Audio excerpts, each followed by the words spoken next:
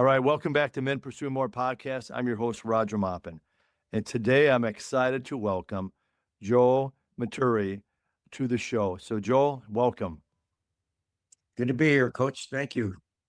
So, just a little intro. Grew up in Chisholm, Minnesota, where athletics and strong mentors helped shape his leadership journey. He eventually attended the Notre Dame and the Notre Dame Irish. There we go. And earning his graduate degree at the University of Wisconsin. Built a distinguished career in collegiate athletic administration, as well as, you were a coach for a number of years. His path included leadership roles at Wisconsin, served as athletic director at the University of Denver and Miami, and then ultimately led back to, and you're representing Minnesota today, the University of Minnesota Athletic Department through one of the most important periods in history. So, Joel, it's an honor to have you on the podcast. So let's jump right into it. We call it some quick hit questions. You played for legendary coach Bob McDonald. So what was one lesson you learned from Coach McDonald? I know there's probably many that stayed with you throughout your life and career. I played on his first two teams at Chisholm High School. And Coach, I think, taught all of us, there were choices and consequences. He had a lot of rules. We had to be in by 9 o'clock during the week. He actually would call home. During the winter, we had to wear gloves and a hat and boots and obviously had to conduct ourselves not only on the court, but in the classroom and in the community. And if we didn't, we either ran or we didn't play. And what I learned from him is he treated everybody the same in an effort for them to be the best version of themselves that they could be. And you can be the best player. If you didn't follow the rules, you didn't play. If you're the least talented, you didn't play. And I think that stuck with me, the rest of my life because it so impacted me and everything that I did from there on. Yeah, you think about how important that is to just kind of keep those expectations high. And these are what I expect from my players, and you don't follow those expectations and lacking playing time, or you're just not going to be able to maybe play that game. So, yeah, those that follow high school basketball, again, until this year, he was the winningest coach in the history of the Minnesota basketball. Ken broke that record this year. But we'd come to the state tournament. You had to wear a coat and tie. You had to have short hair. I'd probably have to get a haircut, even today's world, and that's just the way he was. And some people couldn't buy into that. It's just what it was. His way or the highway in some ways, but always because he wanted you to be on the right road. It wasn't that he wanted just impacted who he was. He wanted you to be, as I mentioned, the best version of yourself. And what else is more important in the long run? Well, you think of the success he had, and at a young age, he started that. He learned it along the way, and then he implemented that in his program and continued that for years and years. So, all right, shout out to Bob McDonald. Appreciate it. He's a legend, no doubt about that. As an athletic director, what's one athletic event, game, or moment? I know you probably have many that you'll never forget. I know there was many, but if you can think back. Well, that's not easy, Coach. But I would have to say probably the opening at that time of TCF Bank Stadium, which of course is now Huntington Bank Stadium. I followed the Gophers as a young person. My dad had season tickets. We'd come down to a game or games during the course of the year. I'd listen to them on the radio. When we were not down here, it was important. Those are the old Memorial Stadium days, and playing in the Dome, I guess maybe had its place at one time, but it wasn't the Gopher Stadium. It was a little sterile from that standpoint, and to help be a part of bringing Gopher football back to campus, probably as meaningful as anything that I can remember. Yeah, that's a pretty sweet stadium they have there, right there on campus. So, who was some of your influential mentors in your life? I know you talked about the importance of Bob McDonald, but who were some others along the way that really made an impact? Well, again, because I was in athletics all my life, it was Coach McDonald. It was Coach Braun, my football coach, Eric Parsegian, who was our coach at Notre Dame. Learned a lot from him. And when I got into high school coaching, the guy who hired me, and I was his assistant at first, was the name George Christ. If you remember the name Christ, Paul Christ was the former coach at the University of Wisconsin. Oh, yeah. It was Paul's dad.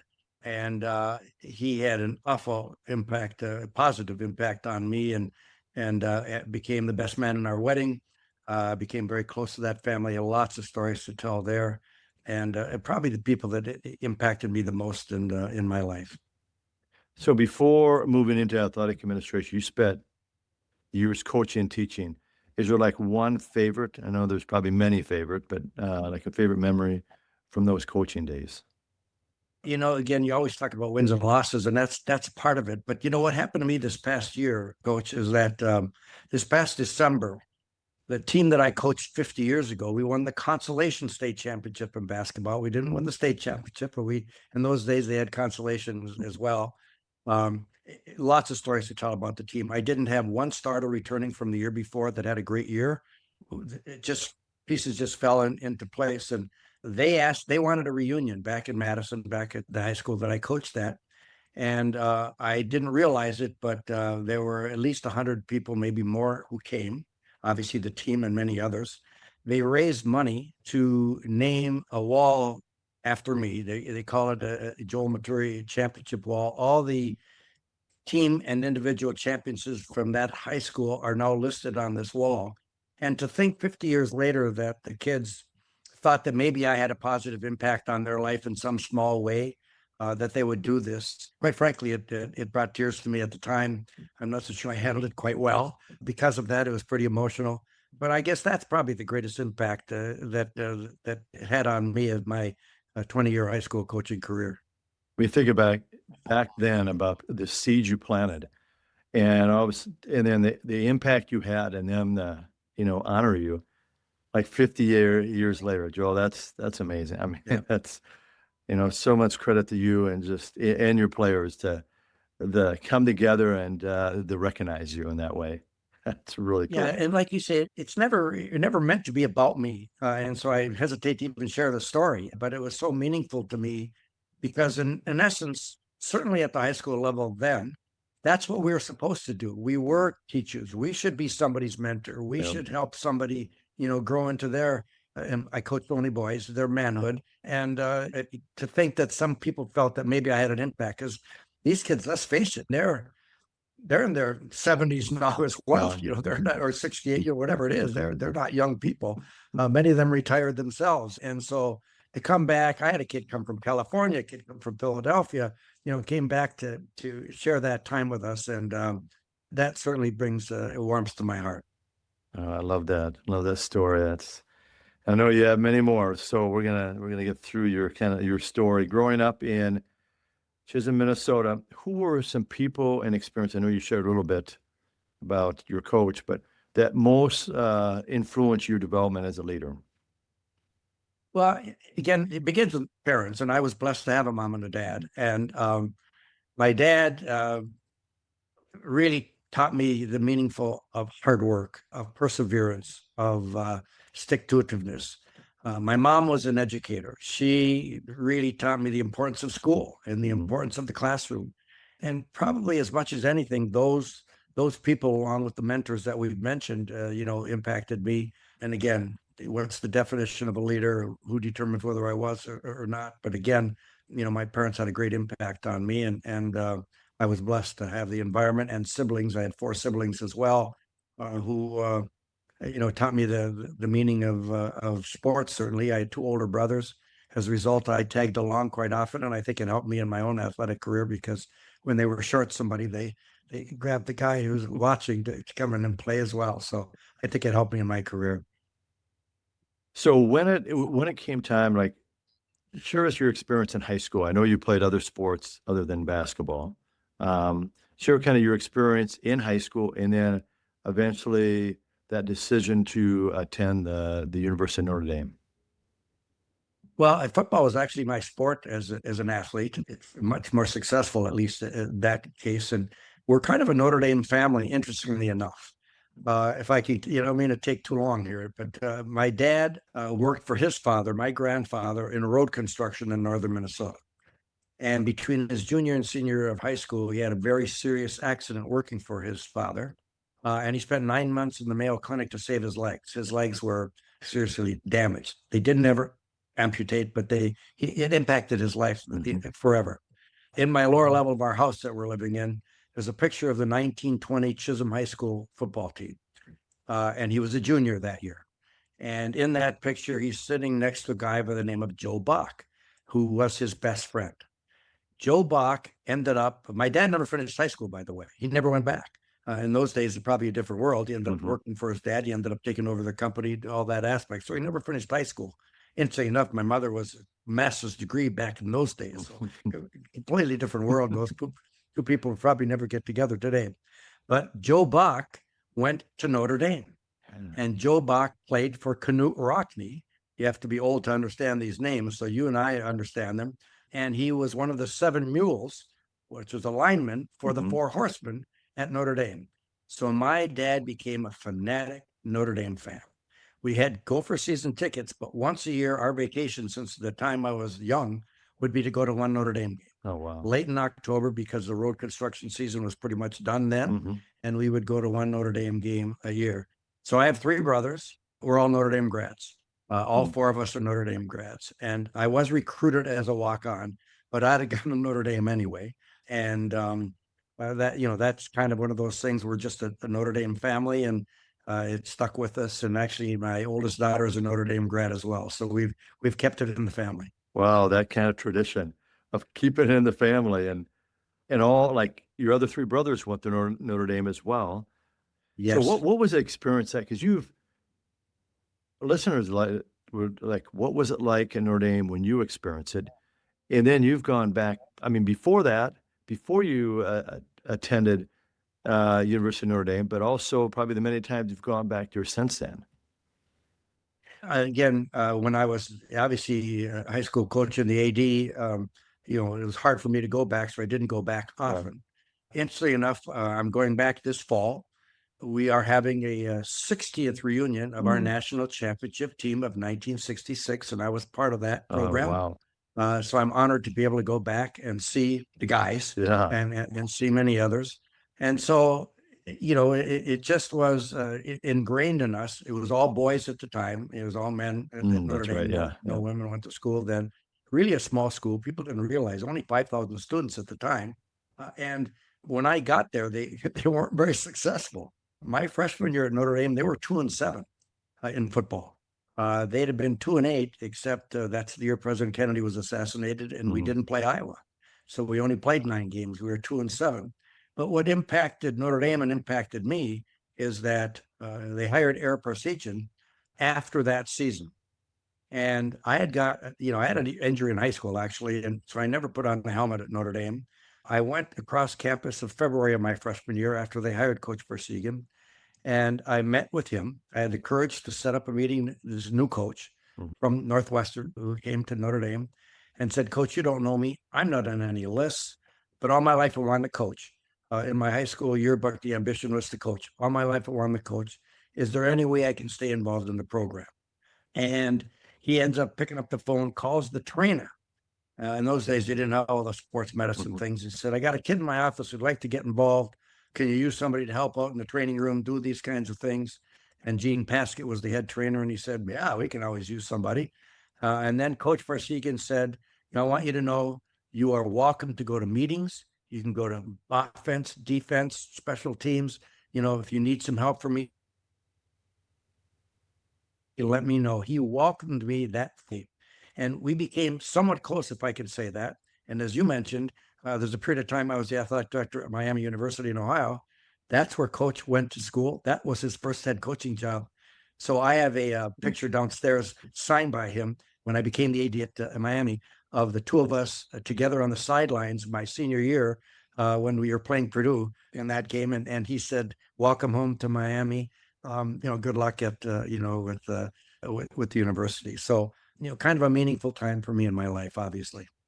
You think how impactful that is for you as wanting to become a coach and what you learned along the way?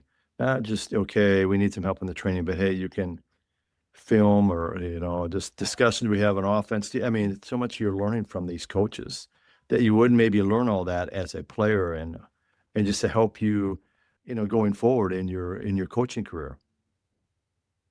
Coach, you said it right. I learned a lot more than I ever would have had I played. And I've always believed that. I have a lot of faith. Everything happens for a reason. Probably wouldn't have been good enough to play anyway, but I wasn't even a Rudy at the time. But it's a situation where coaches would say things around me. I'd be in the coaches' locker room and they would share, their process, which I would have never had the opportunity to do as an athlete. And era built it up. We went from, as I mentioned, 2-7 my freshman year. Coach came to play our sophomore year. We were 9-1 his first year. We went from 2-7 to 9-1. I've always believed coaching makes a difference. That's a good example of it. And I learned so much. Coach, and I don't know how good I was, but I tried. There were 7 guys who started that freshman year, meaning the season, who ended up starting also the next year, but in different positions. He changed the kid from a fullback to a tight end, from this position, offense to defense, whatever it is. And so he not only believed of getting the right people on the bus, he wanted to put them in the right seats. And again, something I think I learned from him. And I try to do that as a coach and even as an athletic administrator to some extent. There's a place for you. If you work hard and your heart's in the right place, you can be there. But it might be in the seat that I want you at. And I learned that from Coach Precision. Like you're talking about, you have to have kind of that willingness to learn. I mean, you never stop learning, that, through all your coaching years and, being an athletic director, you're always learning. We never have all the answers, and we just want to continue to grow and develop. And so after graduating from Notre Dame, what were some of your early career experiences? I know you went into kind of teaching and coaching. So can you share with the listeners how that can maybe help shape you going forward, but just share with your experiences after Notre Dame? Well, I went to graduate school at Wisconsin. I ended up getting hired at Edgewood High School, which is a Catholic high school in Madison, Wisconsin. George Christ was the head football and basketball coach. I was his assistant. And for 1 year, I coached track. And then after that, I coached baseball for 5 years as well. So, when you're at a smaller private school, you kind of do a little bit of everything. And what I learned from Edgewood, and it really didn't realize it helped my career because I then became the head coach of those sports. I then became the athletic director after Coach Chris moved on to be an assistant at Wisconsin. And I learned my first job in college athletics at Wisconsin was an associate AD, assistant AD in charge of facilities and events. And when you're at a high school and you've experienced it, and certainly at a private school, I lined the football field. I watered the football field. I pulled out the bleachers with my team for the basketball games. I put the toilet paper in the stalls, in the lavatories. I set up the Coke machine in the concession stand for my wife to work at. I did all those things. And that was my job at Wisconsin. I just didn't have to do it. I just had to know what had to be done, if that makes sense. And so I think I had an appreciation for those that did do it. And I think they appreciated that as well.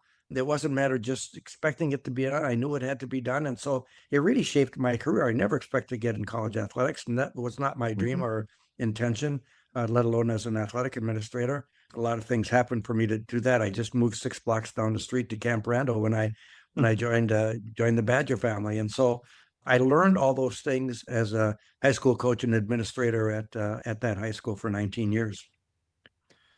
Well, then you moved on to, you worked at Wisconsin for a while, and then you kind of eventually moved on to Denver. So share with the experience that you at the University of Wisconsin and what you did there, and then why transition to the University of Denver. Well, I learned a lot at Wisconsin, and I was blessed to be there. When I started there in 1987, if you go back and look at their records, they were awful in football and basketball. Not bad, they were awful. And Eli Hirsch hired me. Again, not too many people remember that name. And then I had Age Bonberg as my AD for a short period of time. And then they hired a guy named Pat Richter, and was blessed to be with Pat. Pat became another great mentor for me, even though he had never been an athletic administrator. He was a vice president at Oscar Mayer, and they begged him to come back and fix the mess that quite frankly existed at the university. And I got very close with Pat, learned a lot from him. And he taught me that you win with people. And it goes a little bit back to Coach Precision, getting the right people on the bus and put them in the right seats. And Pat did that. Wisconsin hired a chancellor named Donna Shalala. She was somebody who demanded success in every aspect of the university, including athletics, which had never been emphasized before. She had a great impact. She's the one who hired Pat Richter. And Pat just did a great job of then hiring Barry Alvarez, hiring Dick Bennett and Bill Ryan. And all of a sudden, Wisconsin goes from being awful to winning Rose Bowls, to go to Final Fours in basketball. And I happen to be blessed to be there at the right time. Not that I had anything to do with it. I was there along for the ride, but I learned that. Going to the University of Denver, they were a Division II school that was transitioning to Division I. And part of the reason I got hired because I was involved in hockey, even though I never coached hockey and wasn't involved with it in that regard. But at Wisconsin, I oversaw hockey, and that was their Division I sport. You're allowed to have one Division I sport in men's and women's, as long as it's not football and basketball. It was hockey at Denver, and then it was gymnastics, women's gymnastics, or the two Division I sport. Everything else was Division II. They were transitioning their entire program to Division I. And so for me, the challenge was, first of all, our coaches struggled with that because they were, quote, Division II coaches. Some of them didn't think they were Division I coaches. Some of them were afraid because they got their butts kicked right off the bat. We didn't allow any of our athletes to be dismissed, even though they were, quote, Division II athletes. Now we're playing Division I schedule, so we're going to lose more than we're going to win. Some coaches didn't know how to handle that. And I think Dr. Eston went through that transition at St. Thomas. All of a sudden they were going from Division III to Division I. It doesn't happen overnight. You've got to have the right personality to be able to handle it. And so we had to find a conference. Well, we were not welcomed in a lot of places. That was not easily done. In fact, the conference that they're going into, the West Coast Conference next year, was a conference I badly wanted to get into, but we were not accepted at the time. And good for them to finally get there. We eventually got into the Sun Belt Conference. I think they went from there to the Summit and to others. But those were not easy times because we were geographically a little different than most other schools at the Division I level. We obviously weren't Colorado. We obviously weren't, in that league. And so it was a little bit more difficult. But it was a good learning experience for me. And again, don't mean to take too much of your time, but I ended up leaving Denver only after a couple of years. Not my style, not something I would have done. But because we were going to Division I, the president, the chancellor at Denver, a wonderful man, told me that I had to fire the men's basketball coach. He said that he's not a Division I coach. You need to find a Division I coach for us to take the program to the next level. And so I brought in 4 candidates. Assistant from Colorado, assistant from Stanford, a head coach from a smaller school in Texas, and then I brought in the person that I kind of wanted, but had to go through the process. And all the committee groups that I had in those days, whether it be the current athletes, former athletes, faculty, boosters, really liked the guy that I brought in. So I went to the chancellor and I said, "We have our man." And I gave him an answer, even though he had met all 4 candidates, and he said, "Joel, you can't hire him." And I said, "Chancellor, why can't I hire him?" And he said, "Well, we're going from Division II to Division I. I made you fire the Division II coach. You can't hire a Division III coach." But the guy that I wanted to hire was a guy by the name of O'Ryan. And so again, people who follow college sports had a little bit of success at Wisconsin later in life. He was at Platteville at the time, UW Platteville, and he didn't let me hire him. That was my first year on the job. Now it's the spring of the first year, and the women's gymnastics team, the Division I team, comes to me and says that their head coach, who had been there 17 years, a man, very successful. They had a very good program. They still have a very good program. And he was weighing the young ladies himself every day. He was body fat testing them every day. He, according to the young women, he was saying, things like, "Your ass is sticking out of your leotard. You got to get your body in shape," things of this nature. So I brought him in my office and I said, his name was Dan Garcia. And I said, "Coach, we're going to Division I. We're going to have sports medicine staff to do those things. We're going to have a strength and conditioning staff to do those things. And you got to watch your verbiage around young ladies today. You just can't use that language." And I was talking calmly, thought he would just say, "Okay, I get it," and leave. And instead he looks across my desk and he says, "You're my 5th AD. I can hardly wait to get my 6th. That's how he responded to me. So I said to him, I went to the chancellor and I said, "Chancellor, he's not going to be our coach next year." I mean, I said, I'm sorry, I can't have anybody like him on our staff. And the chancellor said, "Joel, you can't fire him. He's the best coach we have." Now, this is the spring of my first year at Denver. And I said, "Chancellor, I can't afford to leave, but you don't let me hire who I want. You don't let me dismiss who I want. I don't have a huge ego, but I need to build the program the way I want to bring it." I said, "I can't afford to leave. I got 2 kids in college and 1 on the way." I said, "But I'm going to look for another job." He said, "You got to do what you got to do." So now it's my second year. and we were hosting a hockey tournament. And the hockey coach at Miami, again, I was involved in hockey. I was on the NCAA hockey committee and so forth. And the hockey coach at Miami said, "We're losing our AD. He's going to South Carolina. Would you be interested?" I raised my hand. I said, "Definitely would be interested." So he nominates me for the job at Miami. I end up getting the job at Miami. If I can continue the story, I come back to Denver, and I tell him I'm leaving, and he begs me to stay, which was flattering. The people like you, you're doing really well, doing the things we need to do, and I'll give them more money. I said, "Chance, it's never been about money. That's not what it is." And I said, "I've given my word to Miami. I'm going to be leaving." My last day on the job, I stay another 2-3 weeks, which is what you do before you go to another position. And he calls me up and he said, "Will you do me one thing before you leave?" I said, "Chancellor, what can I do for you?" He said, "Will you fire the gymnastics coach?" The young women had gone to him and shared the same stories that I had shared. And obviously, it made a greater impact on him than I did. So my last day on the job, I did fire the gymnastics coach. So I thought it would be an interesting story to share. Wait, so the last. Yeah. And now you move on to Miami University, I know, in Ohio. Share with us that experience of the length of time you were there, your experience there at the University of Miami in Ohio, because now that's a Division I in all sports.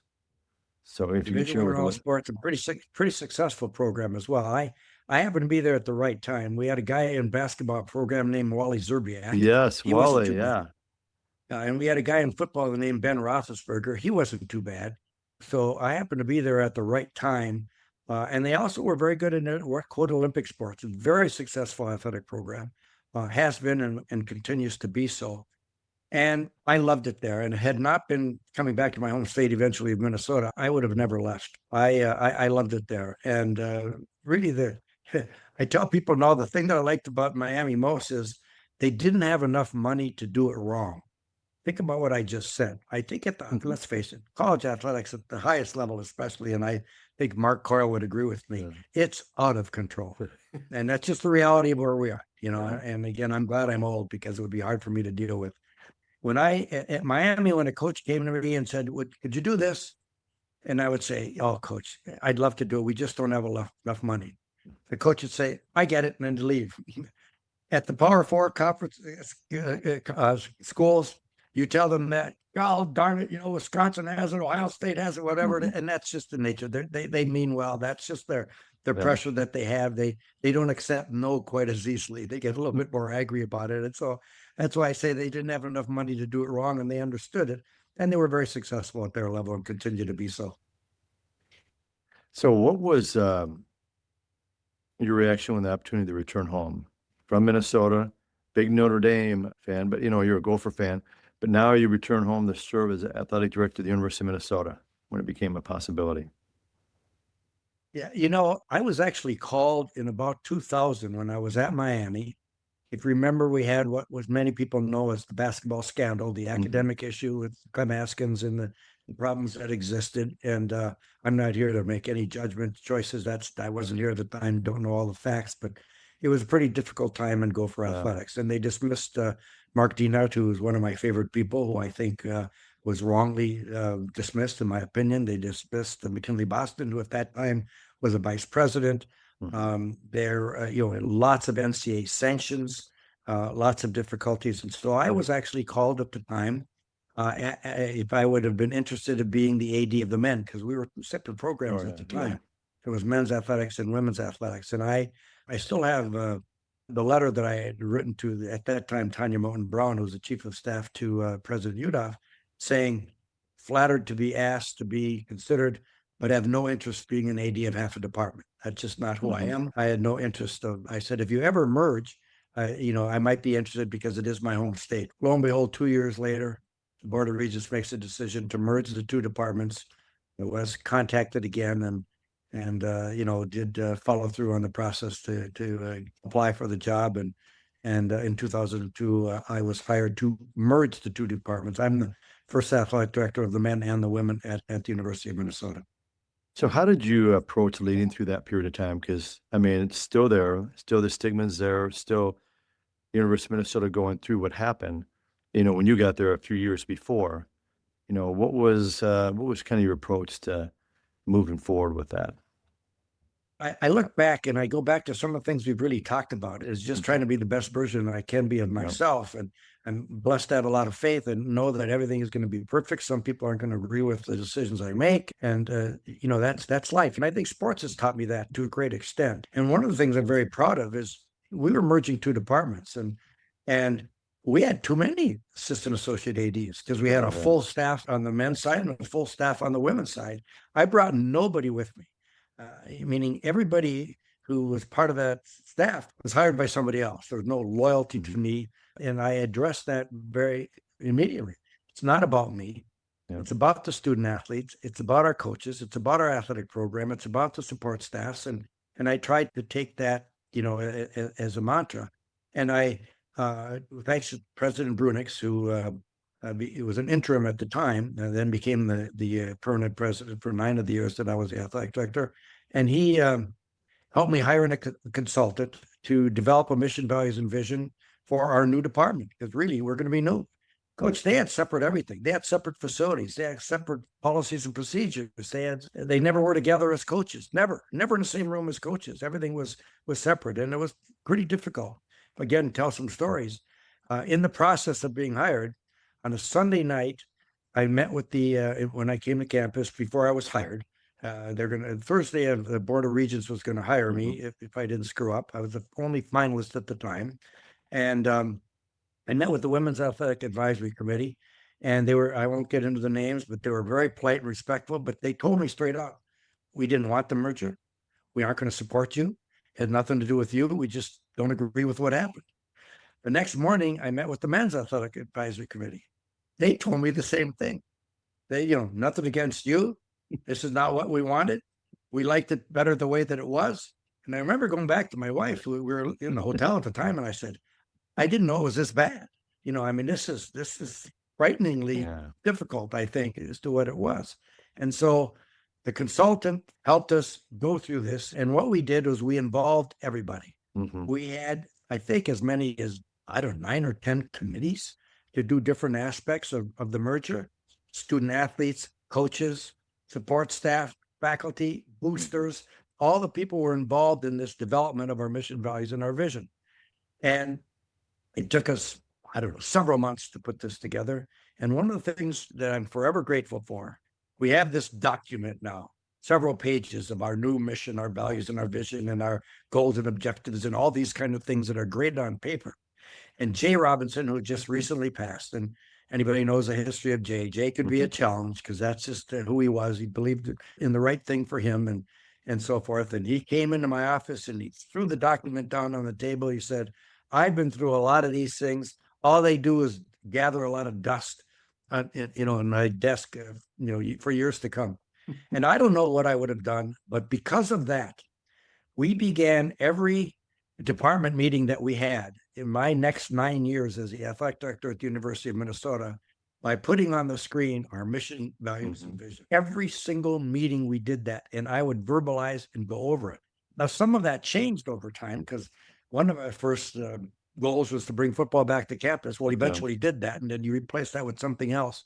But I'll forever be thankful for Jay because he made me realize, don't gather dust, live this document, make it real.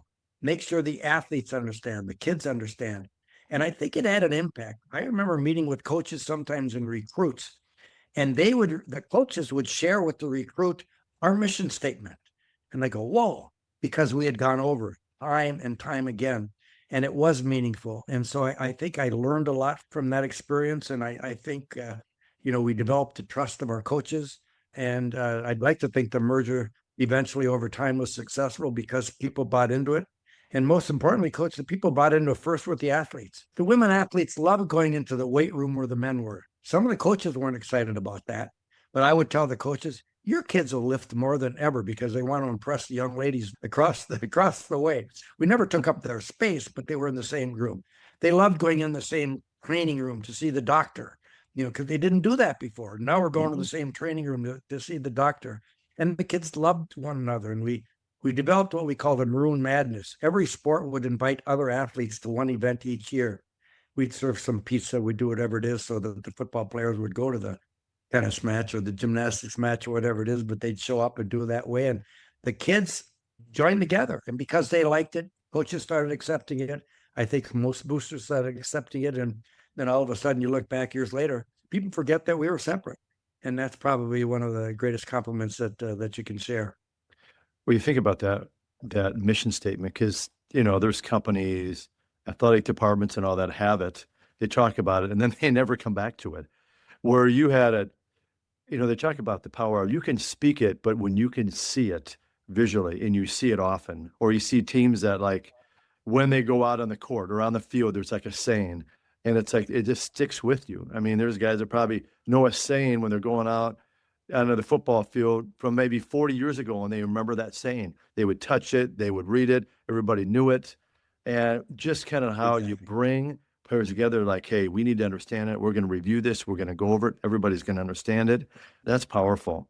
You hear stories of ones that just get away from that, and how important that is. Just keep those expectations high. Hey, this is it. This is not going to collect any dust, like Coach Robinson, but it taught you a lesson that, hey, I need to get this out in front of people. It sure did. And again, let's face it, we make a lot of decisions in our life, no matter what business you're in, no matter where you are, coaching or teaching or in another aspect of life. But I just think if you try to see the big picture, if you try to understand that, the people most impacted are the people that sometimes, I don't know what, I got to be careful with my words here, but the people are in the trenches, the people are doing the work. Don't forget who they are. And I know I would tell our coaches, make sure that you thank the person doing the field. Make sure you thank the person doing the wash. Make sure you thank the person helping with the academics, whatever it might be. Sometimes coaches have been born on third base and they don't realize all the aspects that go with it. And they mean well, but there's more to it. And I do think when you develop a culture of trust, of togetherness, it can be fun. Obviously winning helps make it more fun. But I think if you're in it together, I think you have a better chance to win. You just said it right there. I just talked to a coach that it was at Whitewater, and they won in Division III. They were in the Division III championship. I think they won it 5 out of 8 years. And you just said a few things. He said, we develop a trust because how we communicated with each other, with the coaching staff, with our players. And then he talked about that confidence that you build, and you don't build it like, hey, you get to the game and you win a game. You build it, during practice. You build it off, outside of practice, like the activities you talked about, how we gather together. And then he just talked about how that communication piece is so important. Like they said, they'd win a championship. Hey, we would, celebrate that championship. But he said 24 hours later, we were already thinking about next year's season. It's like guys would get like medals, and sometimes you hear Olympic athletes do that, and they just put it in like a box. They don't like hang it up. It's like, hey, I'm just moving on to the next event. And it's so true. Like things you talked about, how important that is, that trust, being honest, that communication piece. And I had this question. You've already answered some of this, but anything else you want to add to this? What qualities consistently separated great leaders from the rest that you experience? And you already shared a few. Is there any others that you see that really separate? Yeah, and again, and that's the craziest thing about hiring. There's never any guarantees. I'm blessed to hire some really coaches that were great fits and really successful. And unfortunately, I made that. I wish I had some mulligans and could do over again. Mm-hmm. That's the reality of what it is. The process was the same, and you need to do whatever you can. But I do think great leaders, great coaches, surround themselves with good people. Number one, I don't think any of us can do it alone. And you allow them to do their job. I would tell the other associate and assistant ADs that I worked with, you better be better at your job than I am, because you have this job to do it. I technically have all of it to oversee. You have yours. You better be good. Now I want to listen, and I get to make the final decision. That's the nature of being the leader. But I do think that great leaders, great coaches surround themselves with good people, define the parameters and the expectations of what they are, and then let them do their job. That doesn't mean they can't get corrected, can't make adjustments, can't do whatever it is. I think in the sport of basketball during my time, especially, head coaches surrounded themselves with yes people. The loyalty aspect, not somebody who maybe could challenge them. I go back to George Chris, the guy that hired me, Paul's dad. And when he hired me, he said, I don't want a tape recorder. Don't tell me what you think I want to hear. Don't tell me what I just said. I need something additional. Now, never in front of the kids do we disagree, but that aspect. So I do think great leaders allow people to differentiate, allow people to challenge one another in that coach's locker room, in that coach's office, because you need difference of opinion. You still get to make the decision as the head coach, as to what it might be. If I may tell a story, let me digress here a little bit. When I was associate AD at Wisconsin, I did oversee football. And interesting enough, when the Badgers won their first Rose Bowl, season of 93, I remember that. January of 94, the only game they lost that year was to the Minnesota Golden Gophers. It was the only game they lost in the Dome. The Badgers were the much better team. Yeah. 5 turnovers, ugly game. Okay. They got beat. The only game they lost all year long. All right. Now it's the next year and they played in Madison. Look it up. That'll be the season of 94. Minnesota wins one conference game in 94. In Madison, beat the Badgers. Of all and places. the Badgers went to a January 1 bowl again. I mean, they had another very good year. They lost. Now it's the next year. They're back in the Dome. Coach Alvarez is our coach, their coach, my coach at the time. Right. And let's face it, they got 2 years in a row to the Gophers. They want to beat them big. The Badgers are ahead by 14 points with, 3 minutes left to go in the game. They're on the 4-yard line going in for another touchdown. Now it's 4th and goal. You kick a field goal, it's over. Yeah, 17 over. points, it's impossible. All right. Coach calls a timeout. Now, I was always on the sideline as an associate AD. I love the atmosphere. I love seeing it, being a part of it. And so he calls a timeout. He wants to go for it. And I went up to one of the assistants, and again, I never swore. I really didn't, and still don't. And I said to the coach, what the F are you guys doing? I did. And I mean, kick the goal down. I'm a high school coach. Kick the goal down field goal. I know. And the coach says to me, you go tell him. He tells me, you go tell Barry. Obviously, I'm not saying to Barry. That's nothing. True story. They go for it. Don't make it. Minnesota scores in 5 plays. Minnesota gets the onside kick. True story. It's intercepted in the end zone by the Badgers. The Badgers win the game. So I always met with Barry on Monday after the games, and I met him and I said, Coach, the only thing that concerns me is that I think you had 9 assistant coaches who were afraid to disagree with you. You can make any decision you want. But I think, and again, I go back to era in that time, you need to have people share what they feel. So Barry calls the whole staff in, and Joel said, well, of course, nobody said anything. They're not going to say it right, Yeah. But the silence said it. Okay. And I think it's one of the reasons that I had great respect for Coach Alvarez, and I think we had a good relationship. It's just one of those kinds of lessons that you learn that you need to have assistant coach, not just be the offensive coordinator, not just be, they got to be able to tell you, what they really think. Again, you still as a head coach make the decision. I don't think it's any different as an AD. 4 guys can tell, and gals can tell me something, and I can still do something else. That's my job. But you need them to tell you something different if they feel differently. You need that aspect about it. And I think that's one of the great leadership qualities that you have. Now, when they disagree with you, you can't get angry with the disagreement. That's not uncommon for those of us in sports as well. What do you mean that's different? What do you mean you don't agree? What do you mean? Because then they're never going to tell you again. They're never going to disagree with you again if you jump on them. And so I think you got to get the emotion out of it, and you need to allow them to share their viewpoint. And then you might have 4 assistants. 2 of them say this, 2 of them say that. Well, 2 are going to be happy when you go down this road. 2 are going to be unhappy because you went down the other road. You got to make sure that all of a sudden it's our decision. All of us have made this decision, at least outwardly. It's okay inwardly to have some disagreement, but outwardly, we can't go to the public and say, oh, I told Joel this, or I told the coaches this. That doesn't fly. That just doesn't fly. And I know it's not easy. That's human nature, but I do think that's the aspect of good leadership, of surrounding yourself with people, give them good responsibility, support them. And if they make the wrong decision, still support them publicly. Don't put blame on them. You're still the guy in charge. Well, you think how important that is because as a head coach, leaders are building leaders. And so you watch your assistant coaches have success, that they're going to go on and have success coaching. Because it's interesting. I was just talking to a coach just recently at the Division I level. He was talking about how you look at certain programs and how many head coaches have come out of certain programs that, have had this winning attitude, the success that just it's built into their system, into their culture.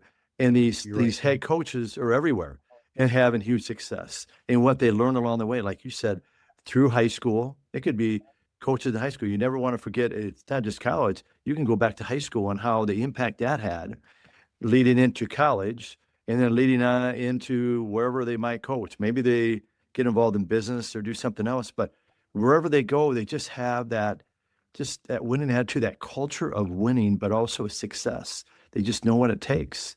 And like you talked about, your purpose, or like the coach needs to know the purpose, the players need to know the purpose, because and it's that piece you talked about too, about communication, about the player. Then the players won't question everything.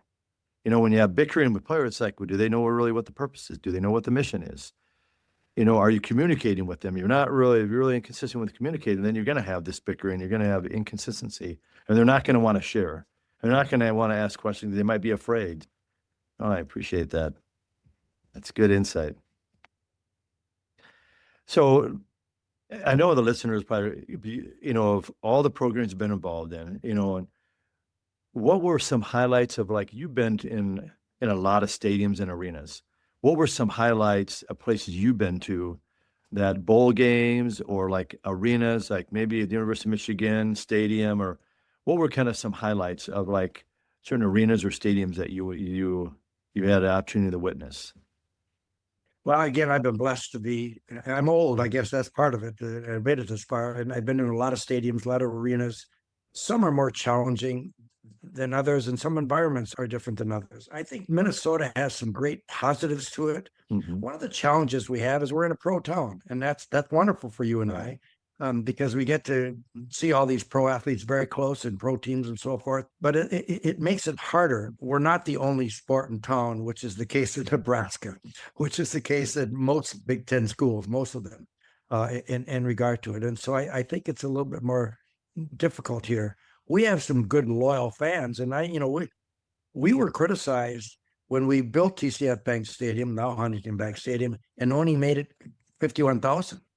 It's not big enough. It's not big enough. But I'm glad it's only 51 because, quite frankly, we don't sell out 51 very often. And it's not that Butch Fleck hasn't done a really good job. We've been very competitive. We get playing in the Big Ten and some other great teams.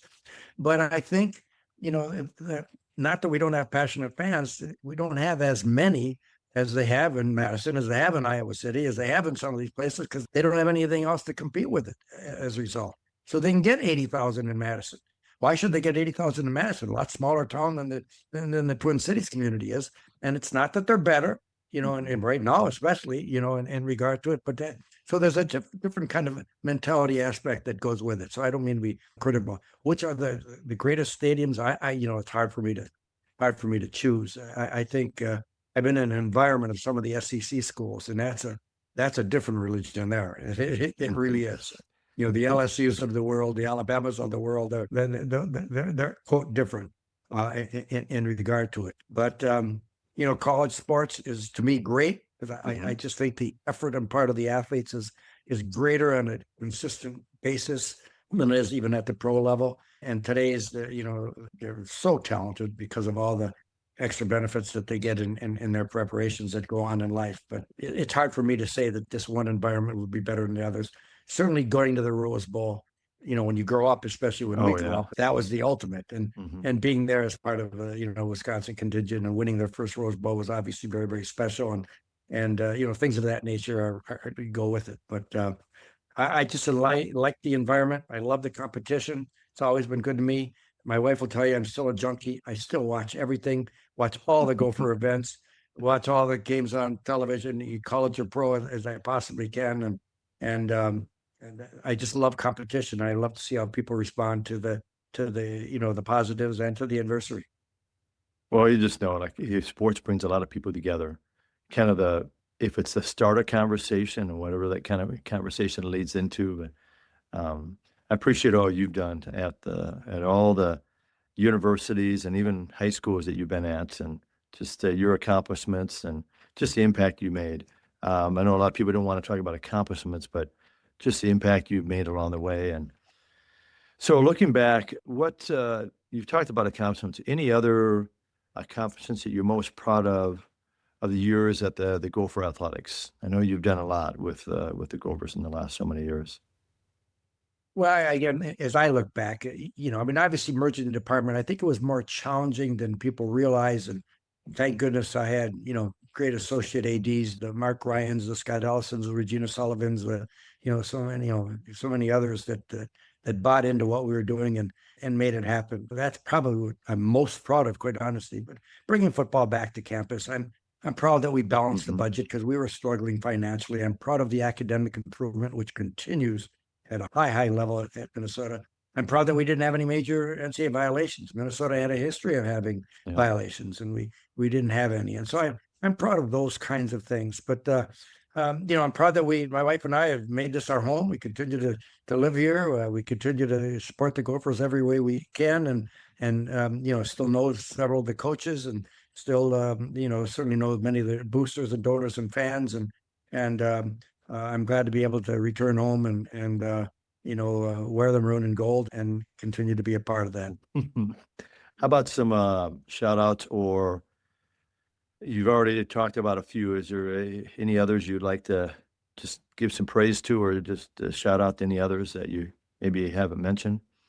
Well, I was impacted by a lot of things. In fact, in back of me, I have the pyramid of success of John Wooden, those of us older coaches. Oh, I know that one. Yeah. Yeah. Well, I think anybody who coached and played in those days had a great impact. And I've loved that definition. And quite frankly, I try to live by that definition. Success it's a peace of mind. It's a self-satisfaction of knowing that you've done your best to be as good as you can be. And what a great definition. It's not about winning and losing, although obviously you keep score, you try to win, but you're defined, by your own success, which is determined by you being the best version of yourself you can be. And I've tried to live by that as a husband, as a father, as a friend, as a colleague. And I've failed on occasion, certainly, but I don't think I've ever failed by the lack of effort to be as good as I can be. And that's what's most important. And so, you all have those different kinds of mentors, those kinds of people that go back and what it is. And those are the things that are most meaningful to me in my life. And before we end, hopefully he'll be listening to this when this gets released, but a shout out to Rick Bowen, my former coach at UW River Falls, the Falcons. So, all right. Well, Rick and I were close and still remain close, to be honest with you. He was an assistant at Wisconsin when I was a high school coach. Yeah.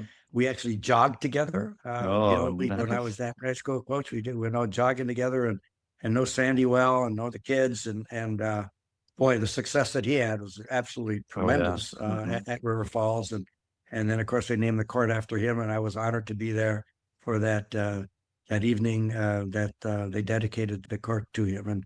And I learned a lot from Rick as well. And just the perseverance that he had and the loyalty that he had to the people that he worked for and with, and the impact that he had on so many. And shout out to him, certainly. And two coaches that came out of that same year. Bo Ryan went to UW Platteville. You mentioned him earlier, and then Rick Bowen that came to River Falls. So as we kind of wrap this up, what advice would you give young leaders who want to make a meaningful impact in sports and in life? I really feel that the more you do, the more you learn what kind of impact you can have. And I tell young people when I've spoken to classes, volunteer, intern, network. These are the things that are going to help you get the positions that you have, and then communicate, from that standpoint. I would tell, when I spoke, I taught for 3 years at the university.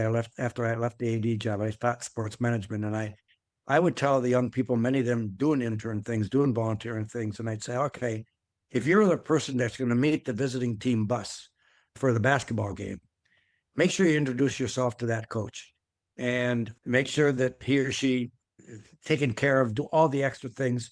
And then the next week, either write a note or email or whatever it might be, congratulating them if they beat the Gophers, or saying, hey, your team played well, you're proud of whatever it is.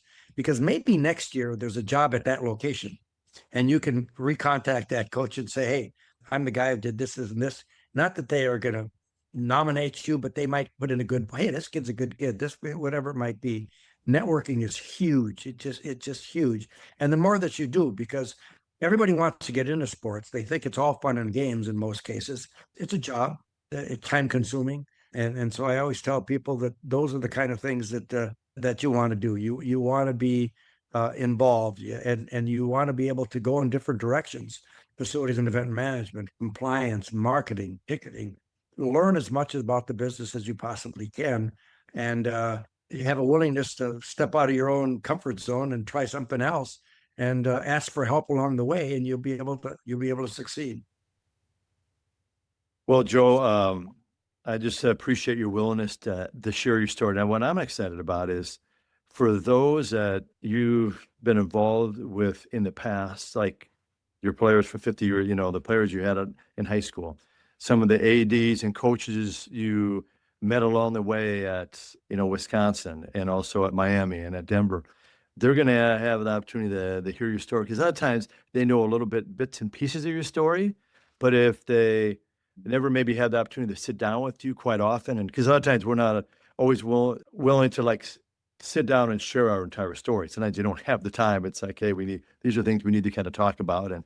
And with some people, yeah, you do talk about life, but it's like, and for like your family to be able to kind of hear your story of like, I didn't know that about my dad, or I didn't know about that about Joel, so that's the kind of cool thing when you have an opportunity to kind of share your story and your willingness to share your story on this podcast, that now others can hear it and hear your kind of entire story, all those stories and I know you have many, many more stories to share. So I want That I to, do. oh, I'm sure you do. You just got amazing, so many more amazing stories. So I want to thank you for sharing your story on just kind of your life journey, leadership, just how to connect with people. You talked about networking and just have that mission statement, how important that is, keeping the expectations high. And I just want to thank you. And before we wrap up, where can listeners connect or follow you?